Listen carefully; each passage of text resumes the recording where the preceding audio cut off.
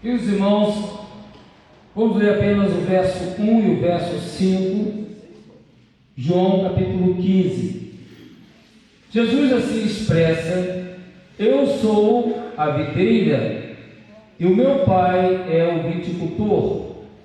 Verso 5: sim, eu sou a videira, vocês são ramos. Quem permanece em mim e eu nele, produz muito fruto, pois sem mim vocês não podem fazer coisa alguma. Querido Pai, aplique a Tua palavra ao nosso coração, leva cativo a nossa mente, o nosso coração, o trono do Senhor Jesus de Nazaré. Que assim como cantamos, possamos realmente nos levantar como aquele que depende totalmente de Deus, que vive para a glória de Deus. Que essa mensagem possa esclarecer essa responsabilidade que temos diante do Senhor.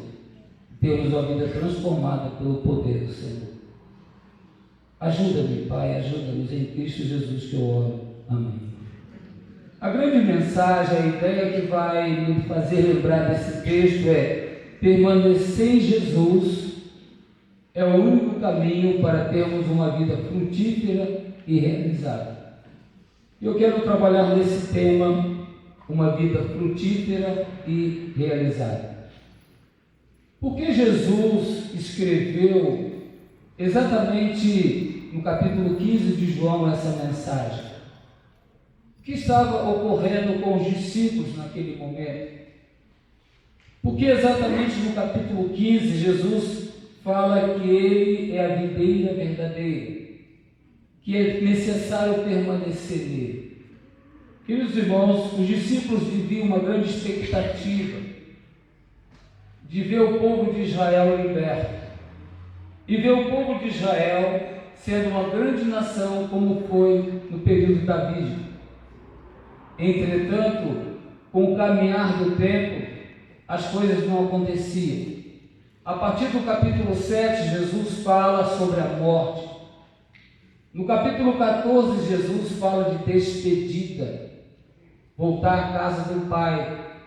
E nesse momento, os discípulos começaram a questionar se realmente se realmente tomar a decisão certa de seguir a Jesus. E é interessante pensarmos nisso, queridos irmãos, porque não só Jesus falava da morte, mas os líderes religiosos o ameaçavam, inclusive planejando matar.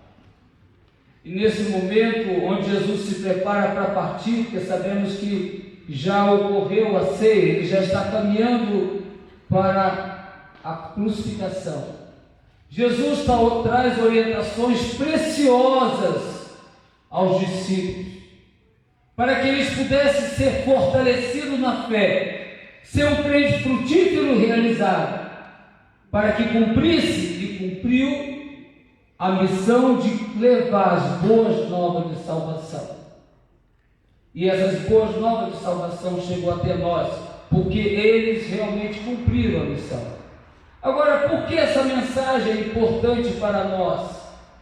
Porque realmente no tempo de hoje precisamos ouvir que Jesus é a videira verdadeira, que precisamos permanecer nele, e sem ele nada do que podemos fazer ou fazemos. Por quê? Porque nós estamos vivendo um tempo onde a igreja vive um crescimento de transferência. Alguns, de acordo com a situação, saem de uma igreja e transferem para outra.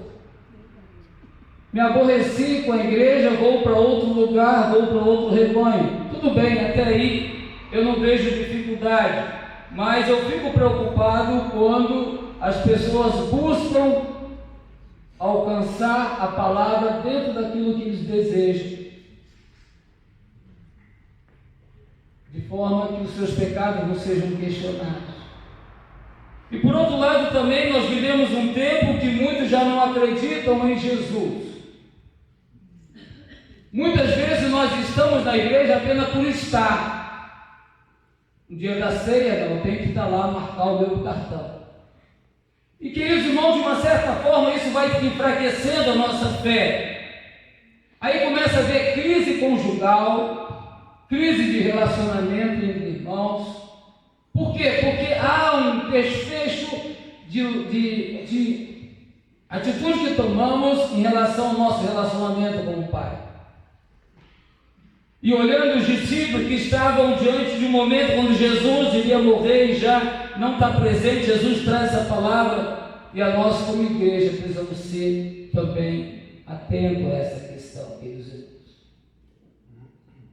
Por isso que Jesus nos traz essa mensagem, para acordar a igreja dele. Que hinos lindos cantamos, principalmente esse último cântico. Mas será que realmente essa posição que tomamos? Há 3 perguntas que precisamos responder com esta mensagem. Primeiramente, quem é Jesus? A segunda pergunta é: quem sou eu? E a terceira pergunta: o que devo fazer para que realmente eu possa ter uma vida cristã, frutífera e realizada? Eu fico imaginando como Jesus respondeu essa primeira pergunta. Quando os discípulos estavam nessa indagação, nessa situação de insegurança, saber se realmente Jesus é Jesus, Jesus fala 2 palavras: eu sou. A palavra eu sou foi usada por Deus para se identificar com Moisés. No momento em que Deus chama Moisés para que Moisés libertasse o povo, Deus falou assim: eu sou. João capítulo 10, verso 31 diz assim: eu e o Pai somos um. João capítulo 14, verso 10 fala assim: Jesus fala: eu estou no Pai e o Pai está em mim. Jesus está dizendo: eu sou Deus. Há muitas pessoas que veem Jesus como um homem bom, um líder da história que marcou o seu tempo, mas não vê Jesus como Senhor e Salvador. Quem é Jesus para você, querido? É o seu Senhor? É o seu Salvador? Ou apenas um homem bom que construiu a história? Mas a segunda questão que Jesus fala, ele fala assim: eu sou a videira verdadeira.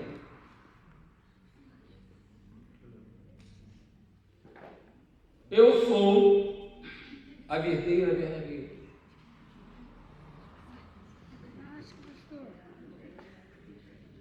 Essa uva é de verdade. Essa uva é de verdade. Jesus está dizendo: eu sou a videira verdadeira, não a falsa. Está entendendo isso, queridos irmãos? A quem você está seguindo? A videira falsa ou a videira verdadeira? Vá você o arranjo. Queridos irmãos, por que foi tão importante para Jesus essas palavras? Porque aqueles discípulos estavam realmente diante de uma inquietação. E Jesus fala: eu sou a videira verdadeira. Queridos irmãos, Isaías capítulo 5, verso 7 diz que o povo de Israel era a videira. Asaf em Salmo 80, verso 8 diz que Deus tirou o seu povo e plantou no deserto como a videira verdadeira. Mas Jeremias, no capítulo 2, verso 21, diz que esta videira tornou-se uma videira imprópria, destruída, tornou-se uma videira sem importância. E agora Jesus está dizendo aos seus discípulos: olha, eu que sou a videira verdadeira.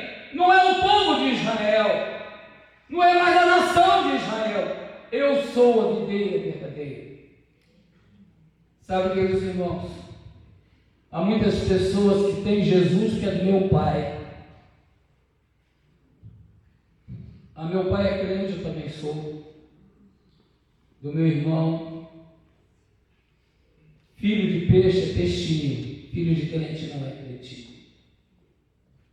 Aqueles discípulos entenderam que não bastava ser judeu para estar com o Senhor. Então eles entenderam que o mais importante não era levar o povo de Israel a novamente ser uma nação vitoriosa no tempo de Davi, mas eles compreenderam que a verdadeira vitória estava no Senhor Jesus de Nazaré. E agora, como o Senhor Jesus de Nazaré, eles possam fazer tudo. Hoje à tarde eu estava ouvindo uma mensagem da igreja que eu nasci, e que estava pregando uma missionária da junta pelo Projeto Radical lá na Amazônia. E quando ela começou a falar, eu identifiquei a avó dela, que é a Conceição. Interessante que com a avó dessa menina, nós evangelizávamos todo domingo à tarde. Eu comecei a olhar, que coisa linda. O avô, agora temos a neta, missionária na Amazônia. E na sua palavra, exortando a igreja com amor, falando da importância, ela fala assim: eu não tenho mais o que pretender desse tempo, eu quero servir o meu Jesus. Queridos irmãos, precisamos pensar nisso. Em 2015, nós tínhamos mais ou menos de 10 a 15% das pessoas compartilhando as boas novas de salvação. Há 15 anos atrás, 10 anos atrás. Hoje apenas 1%. De cada 10 pessoas, somente uma assume o compromisso real e pessoal de compartilhar Jesus. É por isso que domingo pela manhã, de 9 às 10 horas, eu quero ajudar você a cumprir a grande comissão. Talvez você tenha um amigo ateu, talvez de outra religião, talvez não tenha certeza da salvação, eu quero ajudar você. Como o pastor Lucas vai estar aqui ajudando os jovens no curso Alicerçados, formando essa nova geração. Venham também. Queridos irmãos, precisamos pensar nisso. Agora a segunda pergunta é: quem sou eu? Quem sou eu? Interessante que o verso 2 diz assim: todo ramo que estando em mim não dá fruto, ele corta, é jogado fora, é um ramo emprestado, segundo o verso 6. E esse ramo é juntado no monte para ser queimado. E todo o ramo que dá fruto, ele poda para que dá mais frutos. Queridos irmãos, há dois tipos de ramos. Quem sou eu? Eu sou um dos dois tipos de ramos. Quem é Jesus? É o Senhor do Senhor, é o Rei dos Reis. Agora, quem sou eu? Ou você é um ramo frutífero, ou você é um ramo infrutífero. Não tem que ficar em cima do muro. Como é bom pregar a palavra, porque a palavra que fala não machuca, né? Fica só tem que pregar a palavra. Olha o verso 2: todo ramo que estando em mim não dá fruto, ele corta. A palavra cortar aqui, queridos irmãos, no original é remover, jogar fora, lançar, arremessar. E é interessante que queimar aqui é fogo do inferno. Eu não estou falando que você não é salvo ou salvo. Graças a Deus, só Jesus você sabe. Mas Jesus está dizendo que aquele que não der fruto, ele corta, ele lança fora, ele queima, e a palavra no original aqui é fogo do inferno. Agora é interessante quando nós olhamos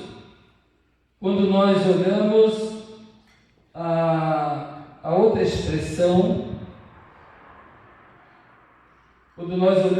expressão, diz: aquele que dá fruto, ele poda. E queridos irmãos, a palavra podar aqui no original significa remover elementos indesejáveis. E a ideia aqui não é a limpeza exterior, mas a limpeza interior. Jesus está dizendo que aquele que dá fruto, ele poda para que dê mais fruto. E esse limpar é no interior, é remover. Agora é interessante, irmãos, porque a poda na vida cristã é normal. E muitas vezes nós reclamamos da poda. Como que vem a poda do Senhor? Hebreus capítulo 12, de 10 a 12, diz que a poda é uma disciplina que traz santidade, vida justa e paz. Quantas vezes nós começamos a questionar e não sabemos que por trás de tudo isso Deus está nos podando.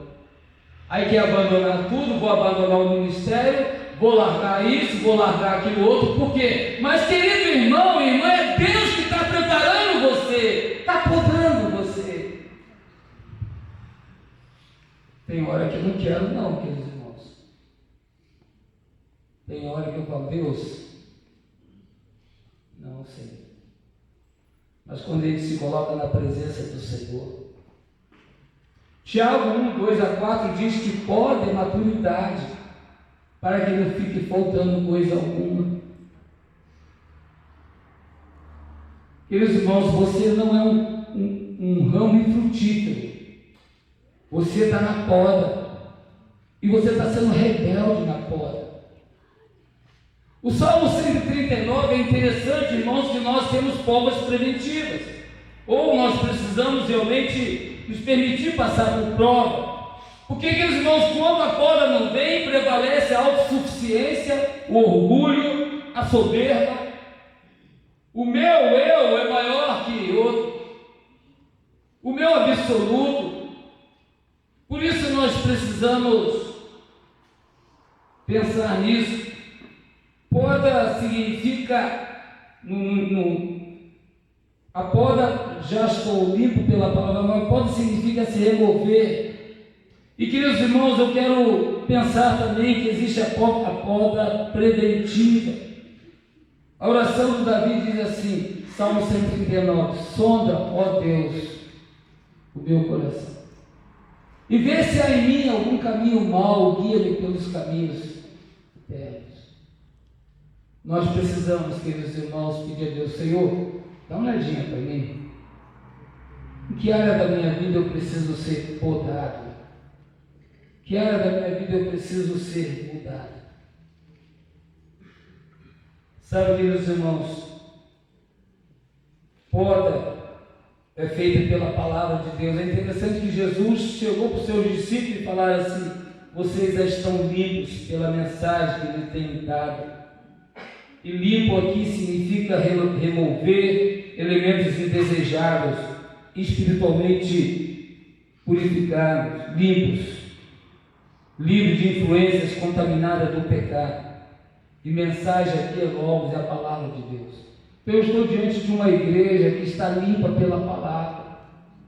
Eu estou diante de uma igreja que os irmãos conhecem a palavra, estudam a palavra, leiam a palavra. Mas por algum motivo vocês pararam. Por um motivo vocês já não estão fazendo tudo aquilo que precisam fazer. Por isso, queridos irmãos, é preciso saber o que eu vou fazer então, pastor. Já que, graças a Deus, eu não fui cortado, amém? Está fraco isso, amém, viu? Amém? Amém? Amém? Amém, irmãos. Nós precisamos ser podados. Talvez Deus precisa, no particular, mexer com você, querido irmão, como mexe comigo. Às 4 horas da manhã ele estava me cutucando. E tem hora que não é vontade de fazer, não. Mas eu quero, como salmista, sonda-me, ó Deus, e vê se há em mim algum caminho mau e guia para o caminho eterno. Agora, queridos irmãos, o que eu preciso fazer para ter uma vida frutífera e realizada? Observe dos versos 4 ao 11. Nesses versos, Jesus usa a palavra permanecer. Essa palavra permanecer, ela significa continuar, habitar, estar presente, permanecer em Cristo, permanecer arraizado em Cristo, como se estivesse nele, como se estivesse unido a Ele pelo Espírito que recebemos dele. Olha o que diz lá em João, na sua primeira carta, João capítulo 2, verso 6. Quem afirma que permanece nele, deve viver como ele viveu. Antes de entrar nos outros versículos, é interessante que João usa 34 vezes a palavra permanecer no Evangelho de João. Mas nesses versículos, do 4 ao 11, ele usa 10 vezes. Gente, por que João concentrou no capítulo 15, em poucos versículos, 10 vezes a palavra permanecer? João está dizendo assim: filho, permaneça no Senhor, filho, permaneça no Senhor 10 vezes, em área diferente. Por quê? Porque aqueles discípulos estavam vivendo uma crise existencial. Ele não tinha plena certeza que Jesus era o Senhor para a glória de Deus Pai. E naquele momento, então, o Espírito Santo leva João a concentrar essas palavras para que aqueles discípulos pudessem ser sustentados pelo Espírito e realizar a obra qual o Senhor os confiou. E eles realizaram. A mesma palavra está sendo lançada para nós: permanecer no Senhor. O segredo é permanecer. É por isso que na sua primeira carta, João, no capítulo 2, verso 6, diz: quem afirma que permanece nele, deve viver como ele viveu. É um teste para você, querido. Se você não está vivendo como Cristo viveu, alguma coisa está errada. Mas não é porta, é poda. 1 João capítulo 2, versos 24 a 26. Portanto, cuide para que permaneça em vocês o que foi ensinado desde o início. Então, permanecer em Cristo é manter a mesma vida desde o início. O crente novo dá chute na pedra da glória a Deus, se machuca da glória a Deus, e depois fica lá como a igreja lá em Éfeso. Tenho contra ti que abandonaram o primeiro amor. É preciso voltar, é preciso avaliar. 1 João capítulo 2, verso 27 diz: vocês, porém, receberam dele a unção, e ela permanece em vocês, de modo que vocês não precisam que ensine novamente a verdade que vocês conhecem. A unção do Senhor está sobre a tua vida, e o Espírito Santo é aquele que nos convence do pecado, da justiça e do juízo. Meus irmãos, nós deixamos de fazer as coisas pelo Senhor porque nós somos aborrecidos com o irmão, com o pastor. Muitas vezes as decisões que ouvimos não aceitamos e ficamos emburrecidos, chateados. Mas, queridos irmãos, deixa o Senhor te podar, volte a dar alegria. Meus queridos, eu estou num tempo que eu não olho mais para o lado, eu olho para Jesus. Eu não tenho tempo mais de olhar para o lado, não tenho mais tempo. A igreja do Senhor não tem tanto tempo. Você sabe que um dos indicativos da volta de Jesus, Mateus 24, fala que surgiriam falsos cristos, falsos profetas, que enganarão, se possível, os próprios escolhidos. Nós estamos vendo esse contexto hoje. As pessoas estão se alegrando nos seus ouvidos com mensagens que agradam o ouvido e traz alegria ao coração. Se pregar sobre o pecado, esse pastor está fora, não presta, não aceita. O mundo está se preparando para Jesus voltar. E a palavra de Deus diz: permaneça em mim. Amados, vamos caminhando cada tempo. Observe a oração de Jesus. Jesus tinha tanta preocupação com um relacionamento profundo e íntimo com os seus discípulos e com nós, que Jesus orou por vocês também, viu, meus queridos irmãos? Jesus estava preocupado com vocês, porque ele falou assim: Pai, lá na igreja de Betel, tem um grupo de servos lá que estão vivendo a mesma crise. Olha o que Jesus orou. João 17, 20 a 23. Não te peço apenas por esses discípulos, mas também por todos que crerão em mim por meio da mensagem deles, ou seja, por meio da mensagem dos discípulos. No futuro eles vão crer, isso fala de nós. Minha oração é que todos eles, nós, sejam um, como nós somos um. como tu está em mim, Pai, e eu em ti, que eles estejam em nós, para que o mundo creia que tu me enviaste. Eu dei a eles a glória que tu me deste, para que sejam um como nós somos. Eu estou neles, tu está em mim. Que eles experimentem a unidade perfeita, para que todo mundo saiba que tu me enviaste e que amas tanto a mim quanto a eles. Que coisa maravilhosa. Jesus, então, não somente no capítulo 15 fortalece a fé dos seus discípulos, mas no capítulo 16 fala: vocês não estão só, o Espírito Santo virá. E no capítulo 17 Jesus então traz essa orientação. Queridos irmãos, assim como os ramos dependem da videira, nós dependemos de Jesus. Sem Jesus, sua vida profissional não atinge o potencial que Deus preparou para você. Você pode chegar muito mais como profissional que você é, mas sem Jesus você não vai atingir todo o seu potencial. É loucura abandonar Jesus por causa da profissão ou qualquer outra situação. Sem Jesus, a sua vida emocional não terá a paz que você tanto busca, que a palavra de Deus diz: deixe-vos a paz, a minha paz vos dou, não vou lá dou como o mundo a dá. João capítulo 14, verso 27. Sem Jesus, a sua vida espiritual não será frutífera e realizada, não terá condições de produzir o fruto do Espírito, conforme o capítulo 5 de Gálatas, do verso 22 e 23.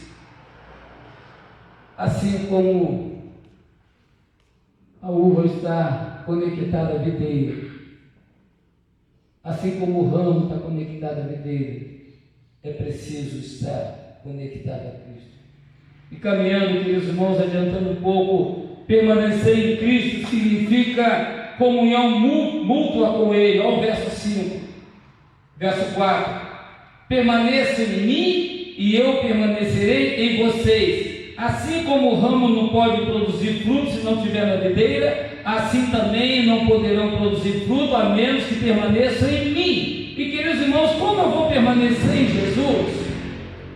Irmãos, é interessante que as pessoas querem fazer algo para Jesus.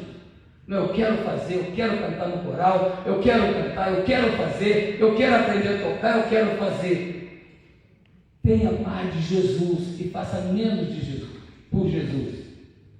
Tenha mais de Jesus e faça menos por Jesus, porque se você fizer só por Jesus, você não vai ter tempo de ter mais de Jesus.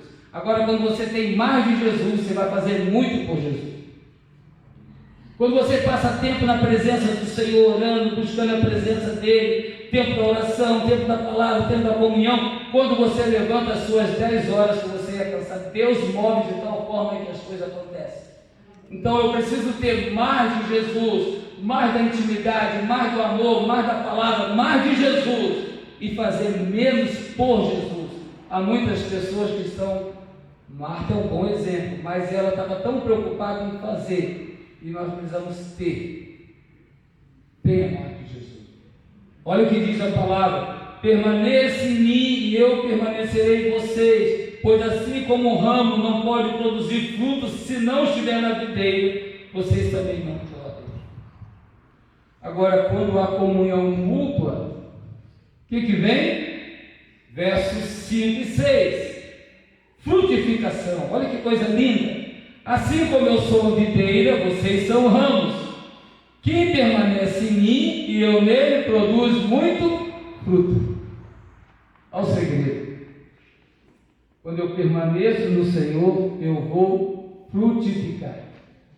Então eu tenho relacionamento mútuo com meu Pai, com Jesus Cristo. O que acontece no meu tempo? Multiplica. Então eu vou fazer muito com Jesus, porque eu tenho mais de Jesus. Interessante, irmãos, por outro lado, voltando àquela questão, aquele que não permanece, não frutifica, conforme o texto falamos anteriormente, ele é cortado.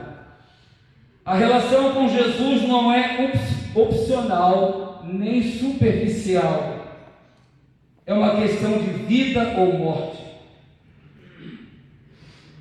Vida ou morte. Tudo é possível por quê, irmãos? Por quê? Verso 7. Pela palavra de Deus. Mas se vocês permanecerem em mim, minhas palavras permanecerem em vocês, pedirão tudo o que quiserem e vos será concedido. Aí você fala assim, pastor, está errado. Eu não estou sendo atendido nos meus pedidos.